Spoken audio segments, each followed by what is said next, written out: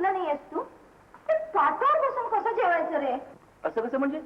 हे असंच मांडी घालून. शी कळकट. वा, काय वास सुटलाय मटणाचा. ब्युटिफुल. काय झालं ग? डॅड, मोलकरीण सुद्धा अगदी चिकणी आहे. पण जया, ही मोलकरीण लग्नानंतर नको बाबा आपल्याला. का? नसत्या भानगडी. मी असणार माडीवर आणि ही असणार खाली. त्यापेक्षा असं करूया का? कसं करू? आणि इथली शेतीवाडी घरदार सगळं विकून शहरात मस्तपैकी ओनरशिप बेसिस वर फ्लॅट घेऊया.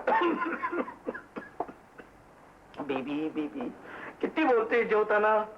आपल्याला लवकर परतायचं आहे, ठाऊक आहे ना तुला. आणि गाडी सुद्धा कंडिशन मध्ये नाही आपली. हे मात्र मी खरंच विसरून गेले होते. तुमचं झालंय ना डॅड, मग तुम्ही उठा, मी येतेच. हो, आता माझं जवळजवळ झालंच म्हणायचं. कारण तुझं कुठेतरी जमल्याशिवाय शांत चित्तानं कुठलं आले मला जेवण सुचायला.